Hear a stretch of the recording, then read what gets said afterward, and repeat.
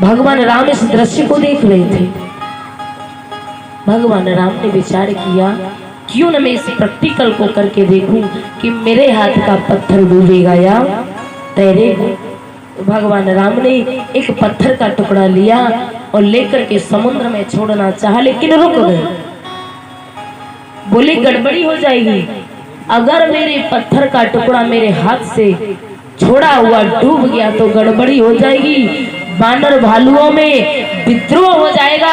अरे हम कैसे के साथ लड़ने के लिए आएंगे, मरवे के लिए आएंगे कि जाके हाथ में तो नहीं कोई शक्ति ना है, हमारे हाथ का तैर रहा है और इसके हाथ का तो डूब गया। तो क्यों नहीं इस प्रैक्टिकल को मैं किसी आड़ में जाकर के करूं। तो आज भगवान ने इस पत्थर के टुकड़े को लिया और एक पहाड़ की आड़ में पहुंचे। तो भगवान की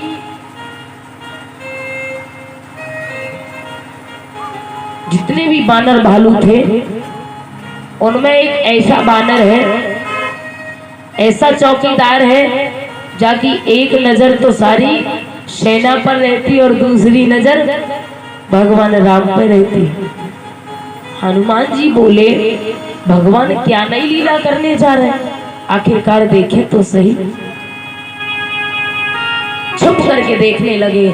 जैसे भगवान राम ने इस पत्थर के टुकड़े को समुद्र में छोड़ा, वो छोड़ते ही डूब गया। राम जी ने इधर उधर देखा, बोले कहीं कोई देख तो नहीं रहा। तुरंत हनुमान जी ताली बजा करके हंस गए। जैसे ही हंसे भगवान राम बोले, इसका मतलब मुझे किसी ने देख लिया। पीछे मुड़ के देखा तो हनुमान जी खड़े। हनुमान जी से राम जी कहने लगे, बोले हनुमान, जो तुम्हें दिखाई दिया है वो काऊ से कहिए ना। हनुमान जी बोले, प्रभु मैंने तो कुछ नहीं देखा, क्या है। बोले नहीं हनुमान, किसी से कहना मत। बोले हनुमान एक बात बताओ, मेरी बात समझ में नहीं आई। इस पत्थर के टुकड़े को बानर छोड़ रहे हैं तो तैर रहा है, लेकिन मैंने छोड़ा तो डूब गया, आखिर कारण क्या है। हनुमान जी बोले, सुनो प्रभु, जब जीव घबराता है सारी दुनिया से, तो सारी दुनिया से घबरा करके वो आपकी शरण में आता है, और जब आप उसे शरण दे देते हो तो वो विचार करता है कि अब तो मुझे भगवान ने शरण दे दी, अब ये दुनिया मेरा क्या कर सकती है। तो ऐसा ही इस पत्थर के टुकड़े ने विचार किया। जब आपने इसे पकड़ा तो इसने विचार किया कि अब तो मेरा कल्याण हो जाएगा, क्योंकि मुझे प्रभु श्री राम ने पकड़ लिया है। बोले जब आपने इसे बीच मझधार में छोड़ा तो इसने विचार किया, अरे जब परमात्मा ही मुझे अपने से दूर कर रहा है तो इस संसार में तैर करके करूंगा क्या, मुझे तो बीच मझधार में डूब जाना चाहिए। बोले भक्त अक्षर भगवान की। सो डूब गया। तो हनुमान जी ने भी राम को ऐसे बस में नहीं किया, उनके नाम को बस में किया है। और भगवान राम ने अपने हाथ से केवल एक अहिल्या का उद्धार किया, लेकिन नाम ने अनेक पापियों के मन को पवित्र कर दिया।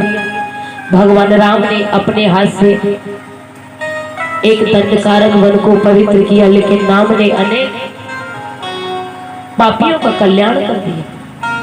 कैसे कैसे? गीत गजगड़ी का अजावे की खबर लिया आपने।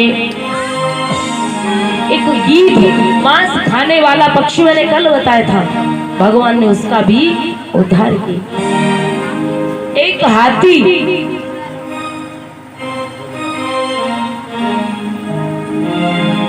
चौभर सुन रही जलू पर, गजग्राह में भई लड़ाई, प्रभु नंगे ही पैरों धाए। कितना सुंदर है। जब ग्राह ने गज यानी हाथी का पैर पकड़ लिया था और पानी में लिए जा रहा था।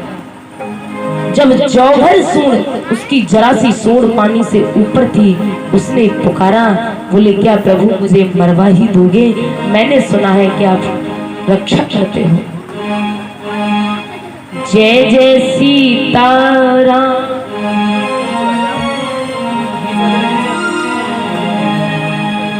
जय जय सीताराम, राम तेरी माया है।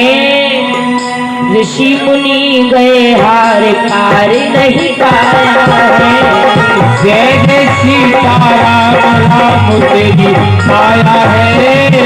ऋषि मुनि गए हार पार नहीं पाया है। जय जय सीताराम, राम तेरी माया है।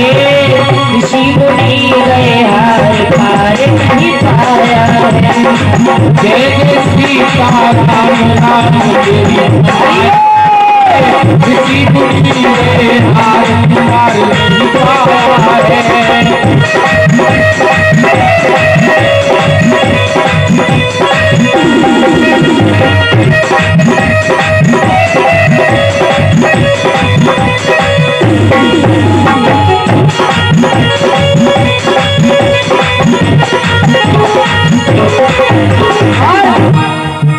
गजग्राह में भई लड़ाई, प्रभु नंगे ही पैरों आए।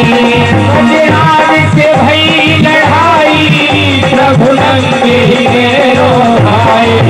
गजग्राह में भई लड़ाई, प्रभु नंगे ही पैरों आए। गजराह में भई लड़ाई, प्रभु नंगे ही पैरों आए। हमारी राह जल भीतर और गज के प्राण बचाए। हमारी राह जल भीतर गज के पैर सिधाए। आए बचाया है। ऋषि मुनि गए हर प्राण नहीं पाया है। राम तेरी माया है। ऋषि मुनि गए हार पार नहीं पाया है। जय जय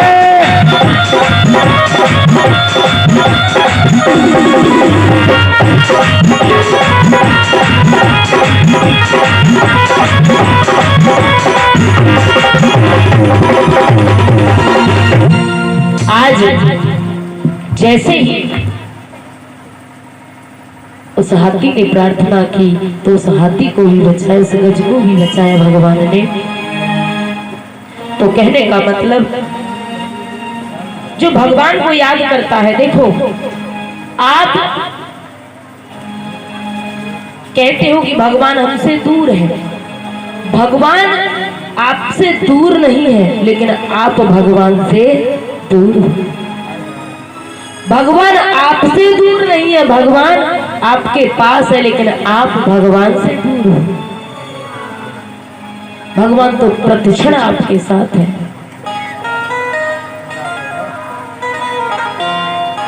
कण कण में है, पत्ते पत्ते में है, हर जगह व्याप्त है।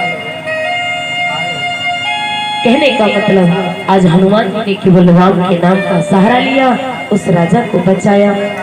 तो नाम ने तो अनेक पापियों के मन को पवित्र किया। दंडक वन प्रभु कीन सुहावन, जन मन अमित नाम किए पावन। और कहां तक बात बढ़ाई जाए, तुलसीदास जी महाराज की बुद्धिमता देखिए। एक छोटी सी गागर में इतने बड़े सागर को कैसे भर दिया,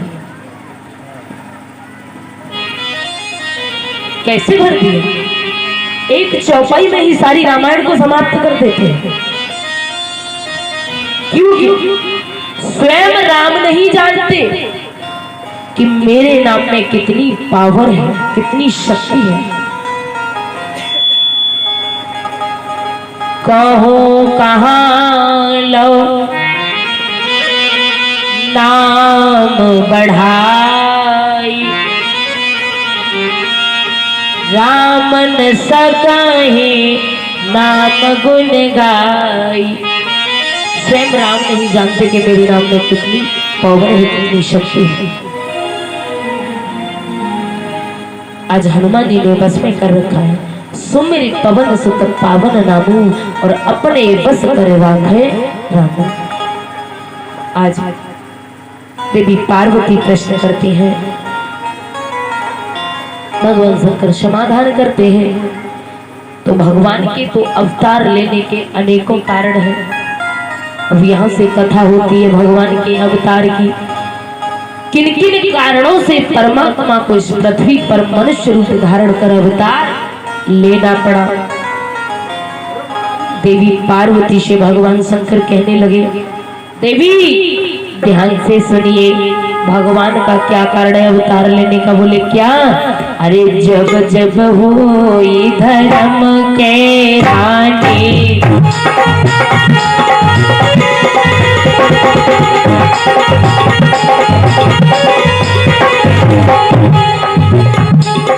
जब जब हो धर्म के मानी और बाढ़ असुर, हे देवी बाढ़ असुर अधम अभिमानी,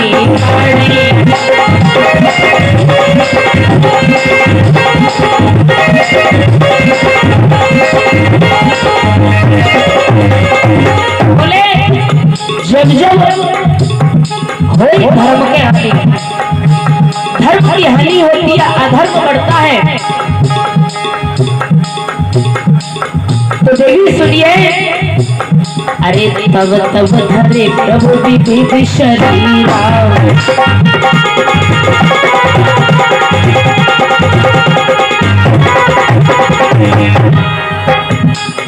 तब तब धरे प्रभु विविध शरीरा और हरे सदा, हाँ हरे सदा भव सच्चित पीरा, तब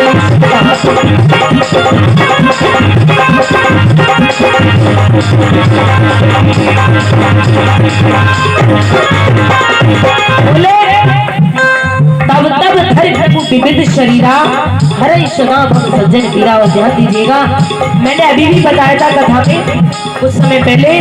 बोले देवी और सुनो, अरे जो मां नहीं मां पिता नहीं देवा,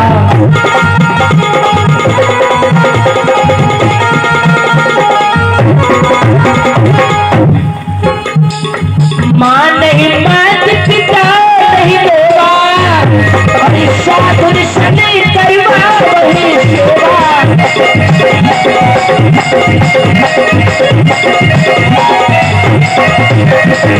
हे देवी, जो माता पिता को देवता की समान नहीं समझता और साधुओं की जो कमा के लाते लूट पाट कर लेते हैं, उनसे भी सेवा करा लेते हैं अपनी,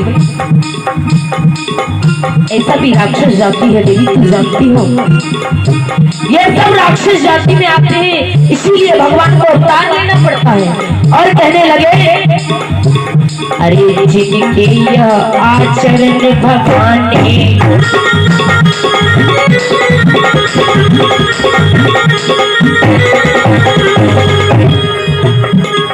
जिनके यह आचरण भवानी और निश्चल समचारो रानी,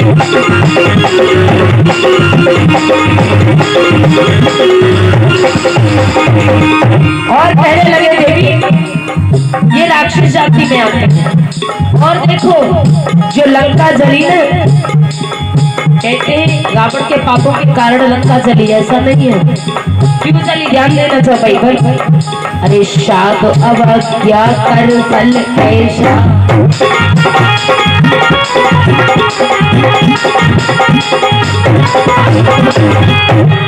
साधु अवज्ञा कर फल ऐसा, और जनही नगरिया नाथ करे ऐसा। यानी रावण ने पापों के कारण नहीं, रावण ने साधु का एक संत का अपमान किया। वो संत कौन है? विभीषण। विभीषण के लात का प्रहार किया था। भगवान के भक्त थे विभीषण, जाकर के राम की सेना में पहुंचे। तो इसके कारण ये लंका चली। और देवी राक्षस जाति में कौन कौन आता है बोले क्या? अरे बाड़े बहुकल चोर जुआर,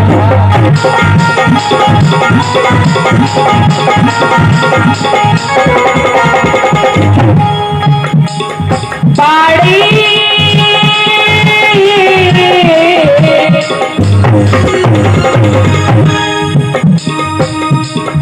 बाड़ी बहुखली चोरी जुआरा, और जीता कहीं पर घन पर दारा।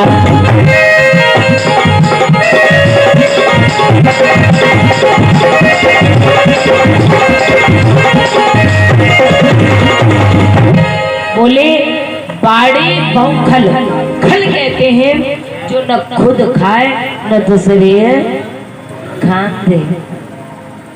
ये भी राक्षस जाति में आता है। डायरी पेंसिल निकाल लेंगे, नोट कर लेंगे, अगर एक लक्षण है तो वो राक्षस है। बाड़ी बहुखल चोर जुआरा, चोर जो चोरी करे, जुआरा जो जुआ खेले, वो भी राक्षस जाति में। और पर धन, दूसरे के धन पर बुरी दृष्टि हो, ये भी राक्षस जाति में। पर दारा, दारा कहते हैं स्त्री को, जिसकी दूसरे की स्त्री पर बुरी दृष्टि हो, ये भी राक्षस जाति में आता है। और देखो जहर कहाँ कहाँ मिलता है। जे ना सलवाइज की गोली नहीं मिलता हो, खाओ और सो जाओ। कहाँ मिलता है? नाहर की नाखुर बसे, शेर के नाखून में जहर होता है। नाहर की नाखुर बसे, मुख में बसत भुजंग,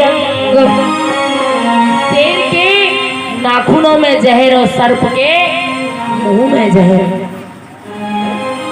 नाहर की नाखुर बसे, मुख में बसत भुजंग, बिच्छू की पूंछे बसे,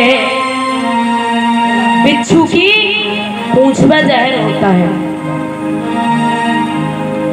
नाहर की नाखुर बसे, मुख में बसत भुजंग, बिच्छू की पूंछे बसे, सो पर नारी के सब अंग, पर स्त्री के अंग अंग में जहर है।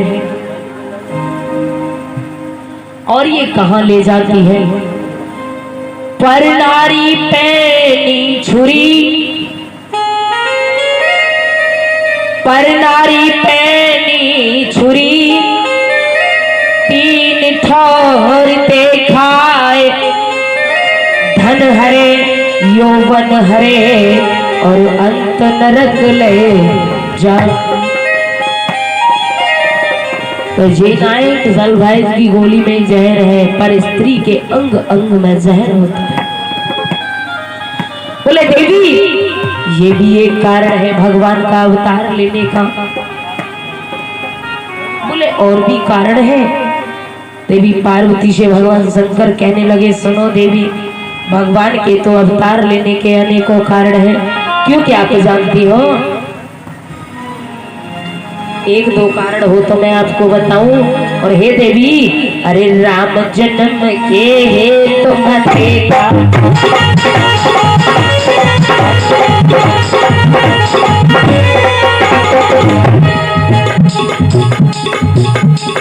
राम जन्म के हेतु अनेका। हे देवी, राम जन्म के हेतु अनेका, परम विचित्र एक से एका। हे देवी, अरे जन्म एक दुई कहूँ बखानी,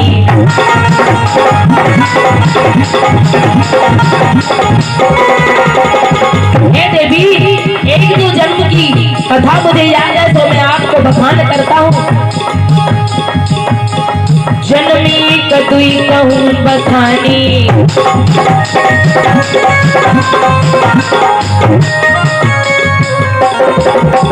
जन्म एक दुई कहूँ बखानी और सावधान सुन, हाँ सावधान सुन सुमति सयानी सावधान।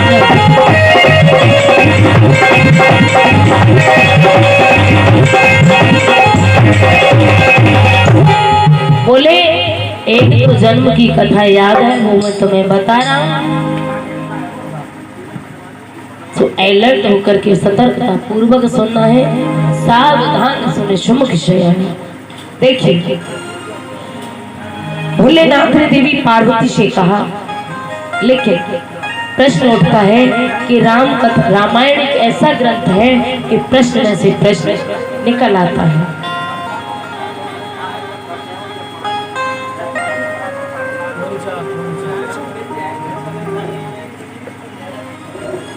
एक ऐसा ग्रंथ है कि हमारे सनातन धर्म में रामायण से कोई दूसरा बड़ा ग्रंथ नहीं है। और देखिए हर शास्त्रकार ने, ध्यान दीजिएगा, हर शास्त्रकार ने, हर ग्रंथकार ने अपने अपने ग्रंथ के आगे महाशब्द जुड़ा है। जैसे महाभारत, शिव महापुराण, लेकिन महारामायण क्यों नहीं है? यदि आप और हम इसे बड़ा मानते हैं तो इसके आगे बाबा जी ने महाशब्द क्यों नहीं जोड़ा? क्या कारण है? कोई तो कारण अवश्य होगा। एक बार ऐसा हुआ, जैसे ध्यान दीजिएगा, जैसे एक नुमाइश मेला लगा हुआ था, तो कई जगह संदूक यानी बॉक्स बेचने वाले जगह जगह दुकान लगा करके बैठे थे। तो आवाज लगा रहे हैं, बोले भैया मेरा संदूक ले जाइए, इसमें 10 सपोर्ट है। दूसरा आवाज लगा रहा है, मेरा ले जाइए, इसमें 12 सपोर्ट है। तीसरा आवाज लगा रहा है, मेरा ले जाइए, इसमें 8 सपोर्ट है। सब ऐसे ही आवाज लगा रहे हैं, लेकिन एक साहिबान कोने में बैठे हैं, मौन, वो आवाज नहीं लगा रहे। एक व्यक्ति गया, बोले क्या आप संदूक नहीं बेच रहे? बोले जी बेच रहे। बोले आप आवाज क्यों नहीं लगा रहे? बोले बाबूजी मैं आवाज इसलिए नहीं लगा रहा हूँ क्योंकि मेरे संदूक में एक भी सपोर्ट नहीं है। बोले तुम्हारे संदूक में एक भी सपोर्ट नहीं है तो ऐसा खरीदने से क्या फायदा जिसमें एक भी सपोर्ट नहीं है? बोले वो चल दिया। उस साहिबान ने कहा, बोले भैया लौट करके वापस आओ। बोले नहीं मुझे नहीं लेना। बोले लो या मत लो कोई बात नहीं है, लेकिन मेरे पास आइए। वो गया, बोले एक बात बताइए, सपोर्ट लगाई किस चीज में जाती है? आप लोग बताइए किस चीज में लगाई जाती है सपोर्ट? जो चीज कमजोर हो, कहते ना कहीं छप्पर वगैरह डालते हो सपोर्ट के लिए, कह देते भैया कमजोर है यहाँ बल्ली लगा दो। तो जो चीज कमजोर होती है वही तो लगाई जाती है। बोले मेरा संदूक पहले से ही इतना मजबूत है कि इसमें सपोर्ट लगाने की जरूरत नहीं है, तो मैं लगा करके क्या करूं? कहने का भाव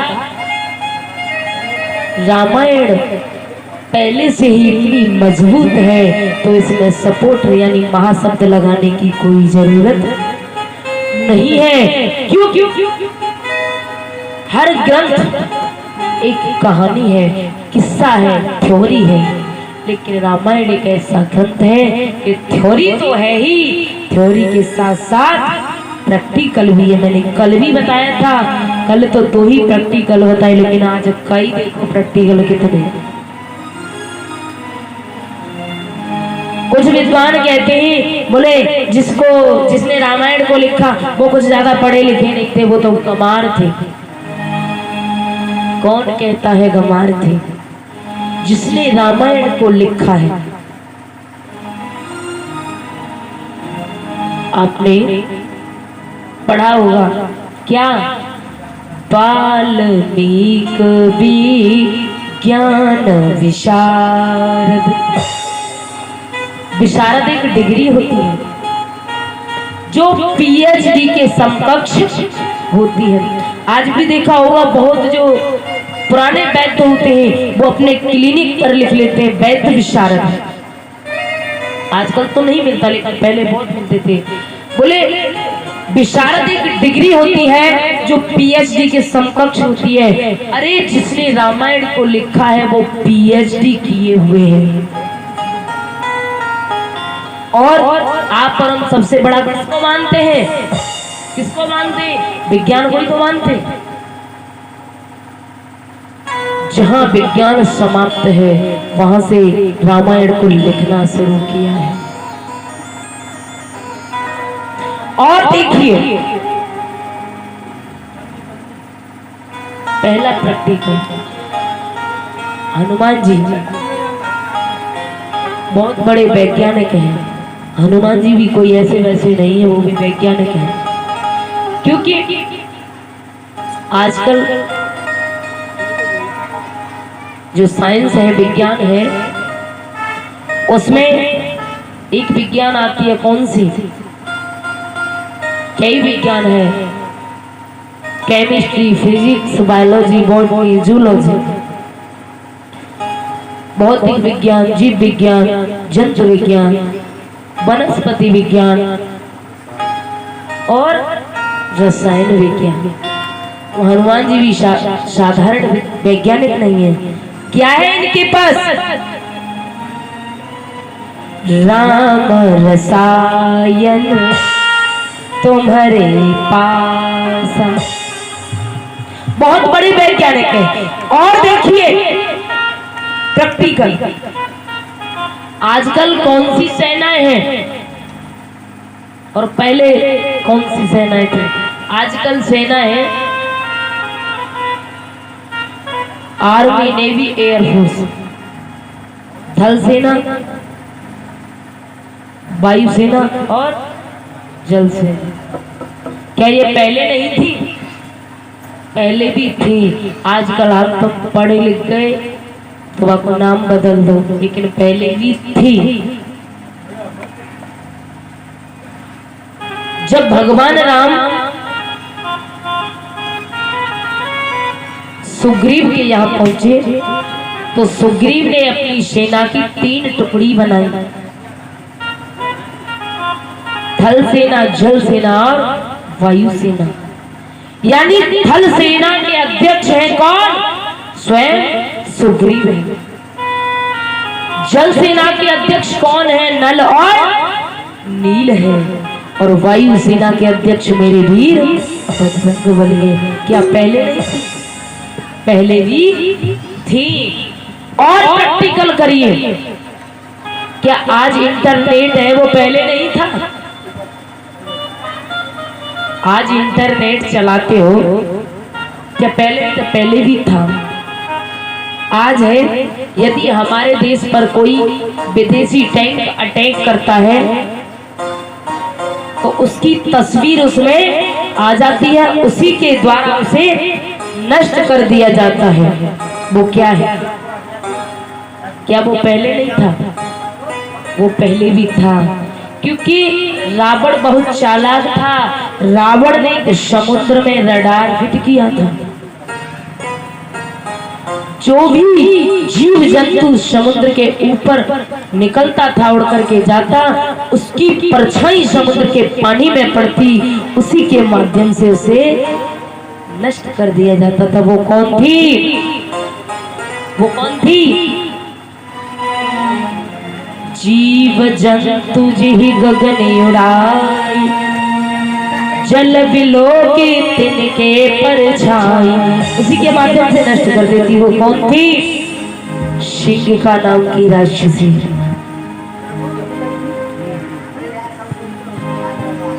वो सिंहिका थी। जल में जो भी परछाई पड़ती उसी के माध्यम से उसे खा लेती थी। और टिकल करिए चौथा।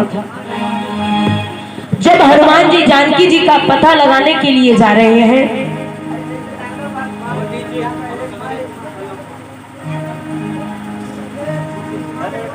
तो हनुमान जी विचार कर रहे हैं इस समुद्र को तो वही लांग सकता है जो 100 योजन को लांग जाए, तो कोई और नहीं जा सकता, उसे तो हनुमान जी ही कर सकते हैं। तो आज हनुमान जी उस समुद्र को लांग करके सीता जी का पता लगाने के लिए जा रहे हैं।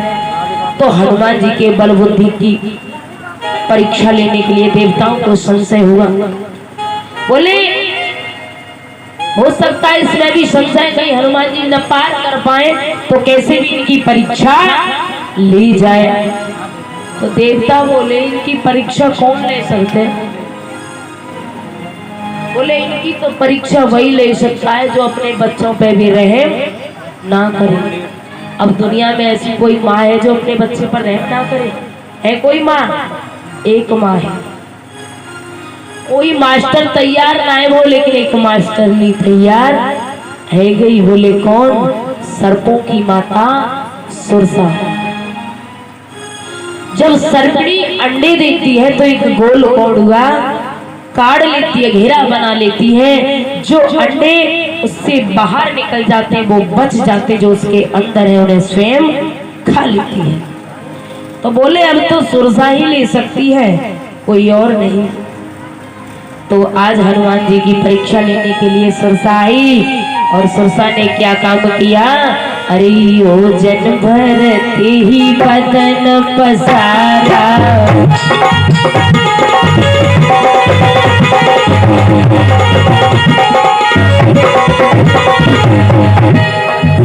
आज सुरसा ने एक योजन का मुंह फाड़ा।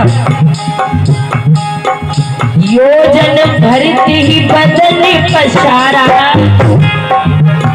और कपि तनु कीन, हाँ कपि तनु कीन तो गुण विस्तारा।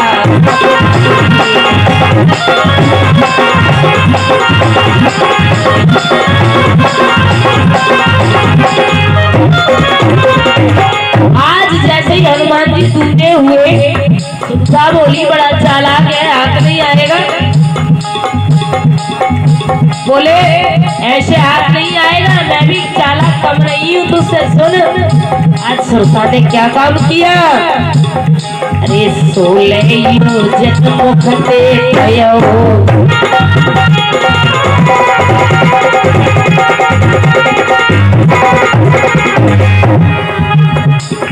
16 योजन मुख देखयो,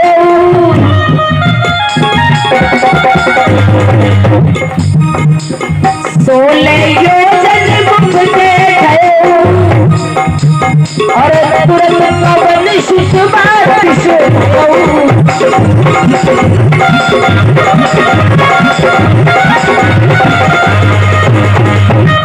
सुरसा ने 16 योजन को मुखाड़ो, हनुमान जी 32 के है गए। कुछ लोग संशय करते हैं, बोले बाबा जी ने ये चौपाई क्यों लिख दी? ये चौपाई गलत लिख दी। बोले क्यों? बोले सुनो कौन सी? अरे जस जस सुरसा बदन बढ़ावा,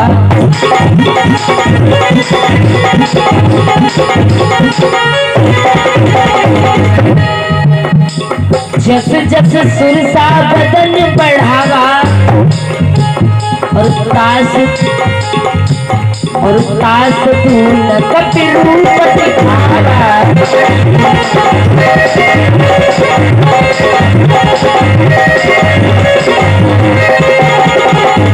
बोले हनुमान जी धूल क्यों नहीं हुए? ये गलत लिख दी। बोले कब?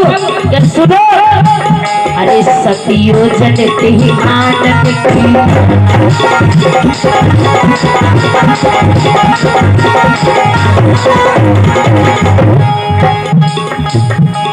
सतियो जलती ही आनंद कीना और अति लघु रूप पवन शुक्ल।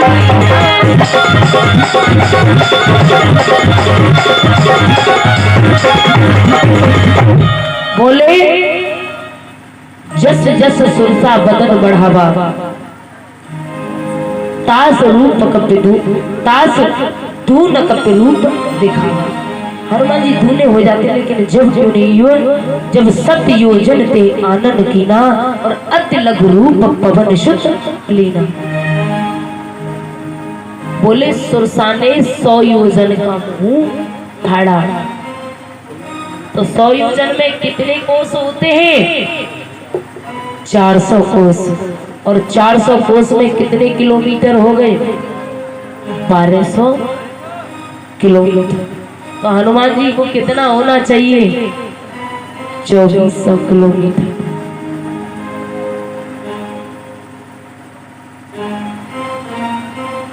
बोले मैंने अभी बताया हनुमान जी कोई साधारण नहीं है, वो भी एक वैज्ञानिक है। राम रसायन तुम्हारे पास। हनुमान जी बोले अब तूने होने में लाभ नहीं है, अब तो छोटा बनने में ही लाभ है। बोले आज भी है, पृथ्वी और आकाश के बीच एक रेखा होती है। पढ़े लिखे बैठे हैं, इनको मालूम होगी कौन सी रेखा होती है। बताओ, ज्योग्राफी में आता है, भूगोल में। वो होती है भूमध्य रेखा, जिसकी पृथ्वी से 1200 किलोमीटर लंबाई है। उस रेखा का नियम है, यदि कोई चीज गुरुत्वाकर्षण के द्वारा ऊपर को उछाली जाए, यदि उस रेखा से बाहर निकल गई तो वो वहीं की वहीं स्थापित हो जाएगी। तो हनुमान जी बोले अगर हम ढूंढे है गए तो न इतके रहे ना, बीच में ही अटक जाएंगे।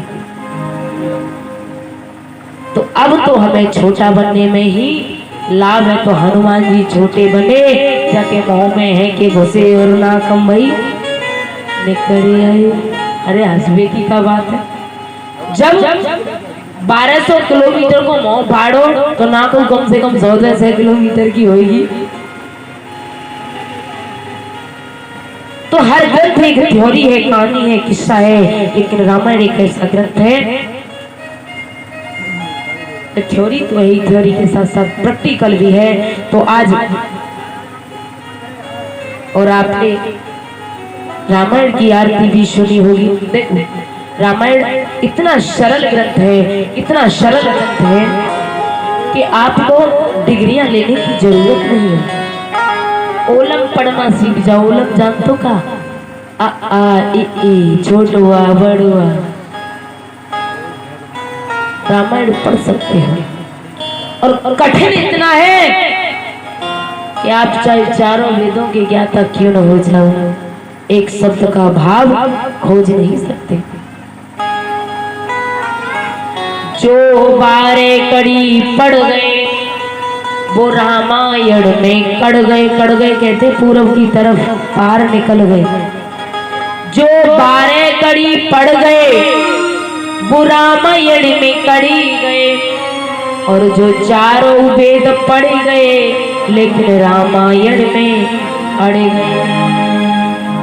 अनेक विद्वान एक एक शब्द पर पीएचडी करते करते मर गए, लेकिन एक एक शब्द का भाव नहीं खोज पाए। इतनी कठिन है, क्योंकि आप जानते हैं बाबा जी ने ऐसे नहीं लिखा।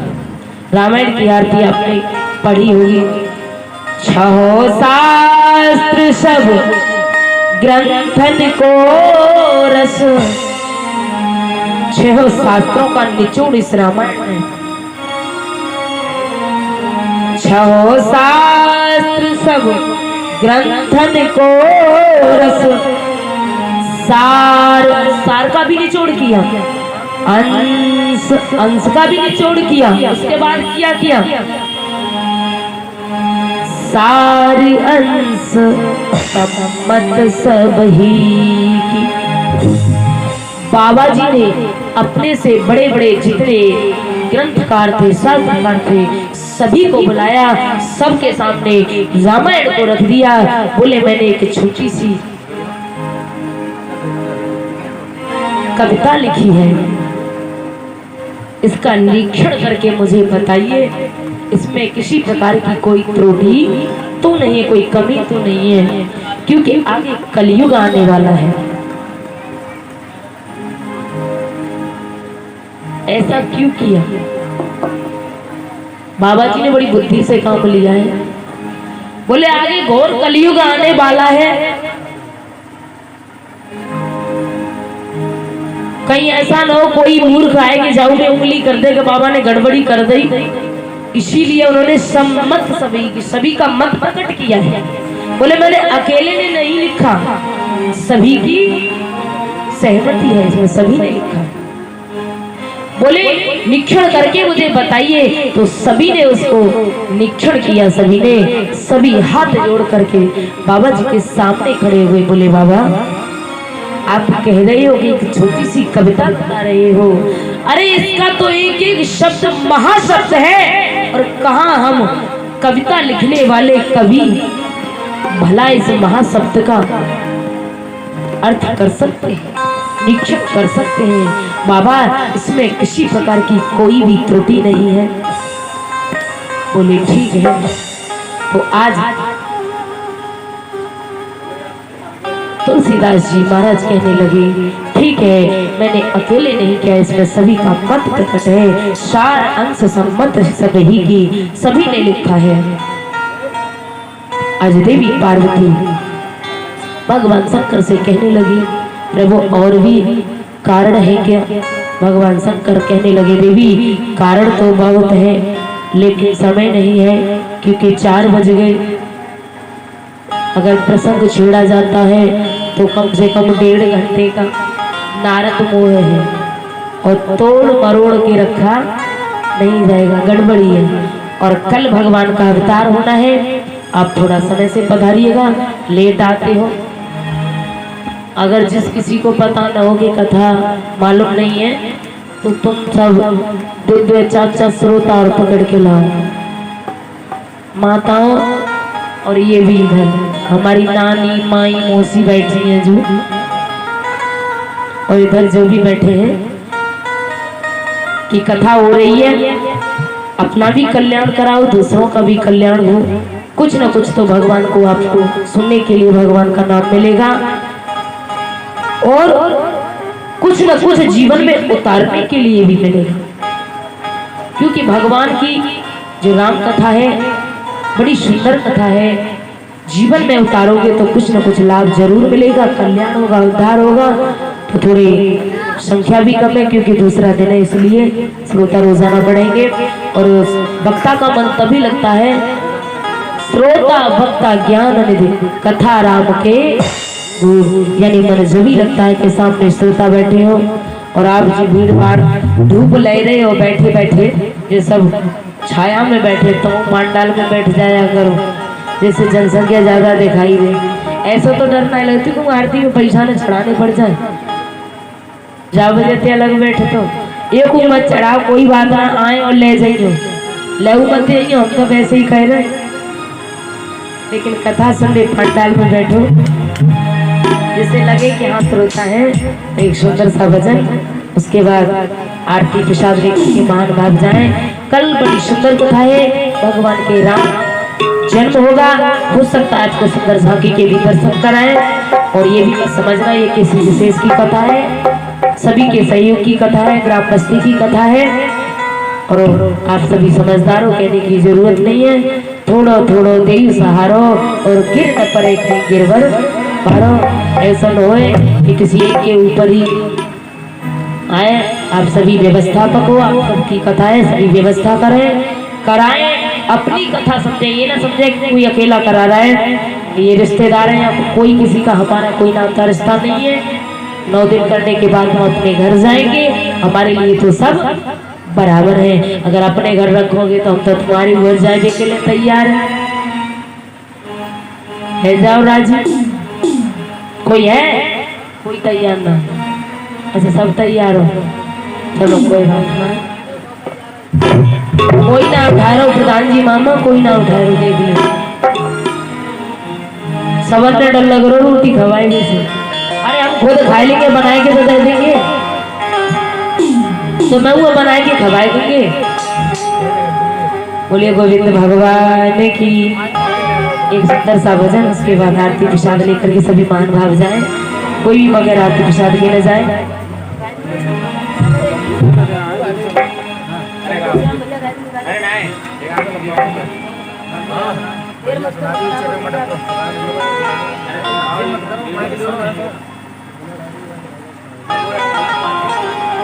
ऐसो गाना सुनाए थे जो झूमे उठे पंडाल में, तो तुम तो झूमेंगे। हाँ सुनाई दे।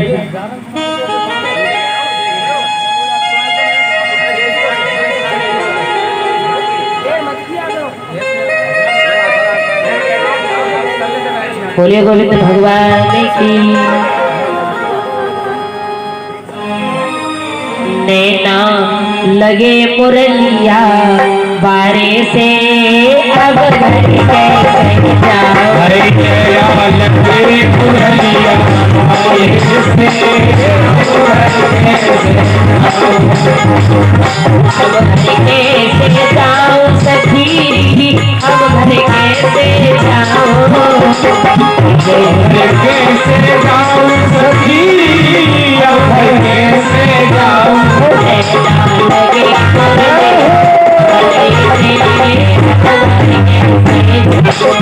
नैना लगे मुरलिया बारे से, अब घर में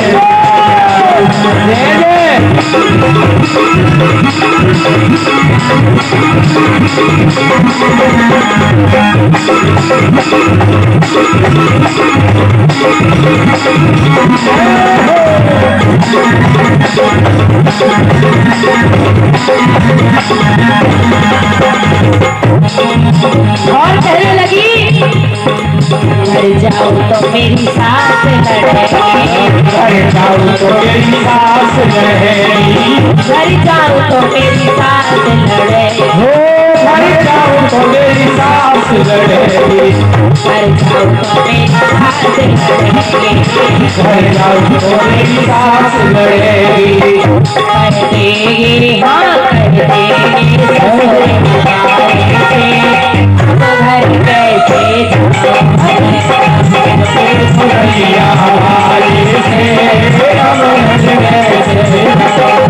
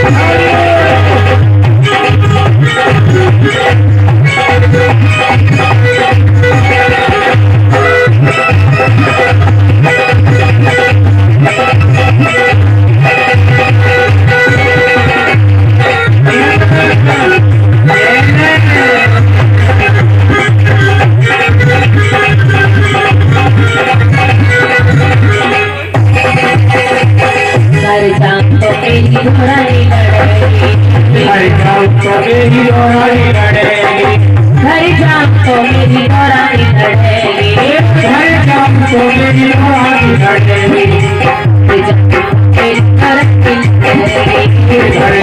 तो मेरी रानी लड़ेगी।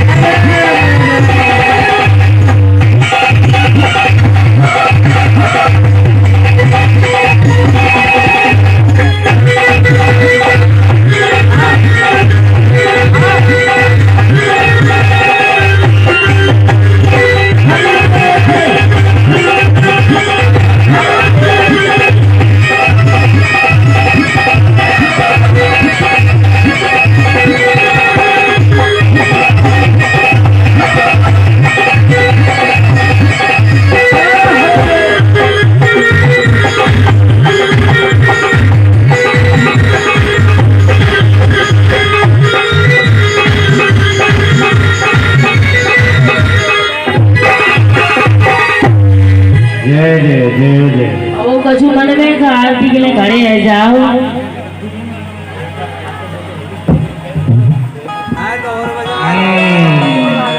जय जय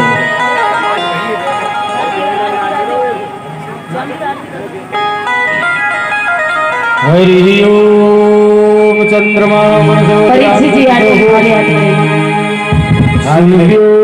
अजायत है श्रोताद्वास्त्रायास मुखादग्निरजायत हो। आजा परीक्षित जी महाराज।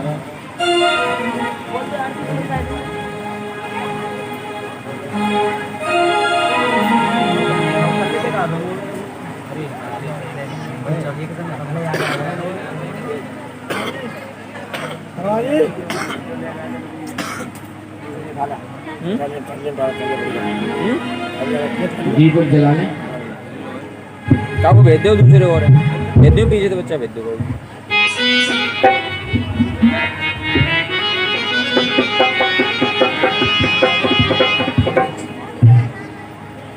हे राजा राम तेरी आरती उतारो, हे राजा राम तेरी आरती उतारो, आरती उतारू मैं तो तन मन गारू, आरती उतारू मैं तो तन मन गारू।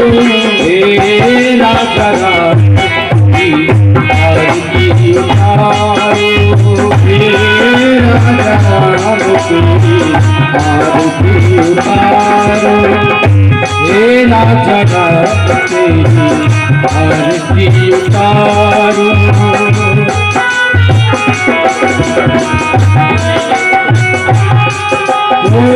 कनक सिंहासन राजत जोड़ी, कनक सिंहासन सिंहासन राजक जोड़ी दशरथ नंदन जनक किशोरी दशरथ नंदन जनक किशोरी युगल छवि को सदा निहारो हे राजा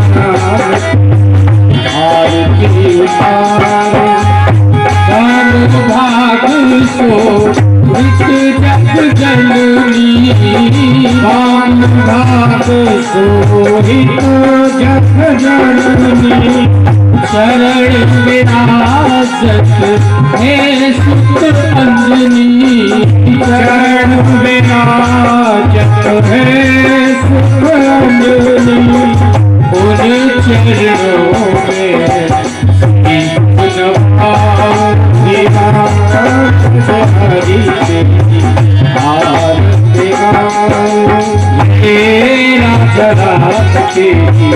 आरती उतारो हे राजा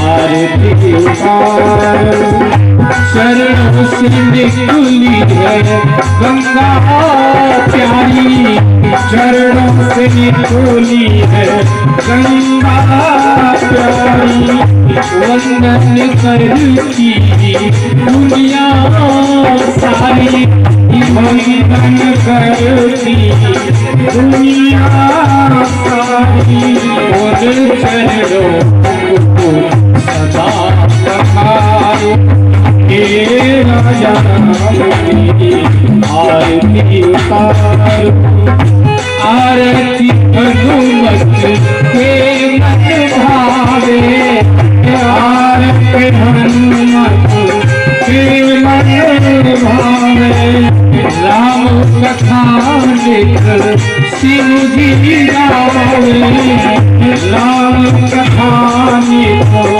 शिव जी गावे राम कथा उतारो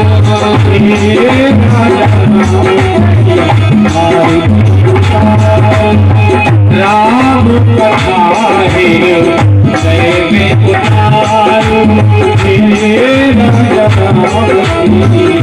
आरती उतारो आरती उतारो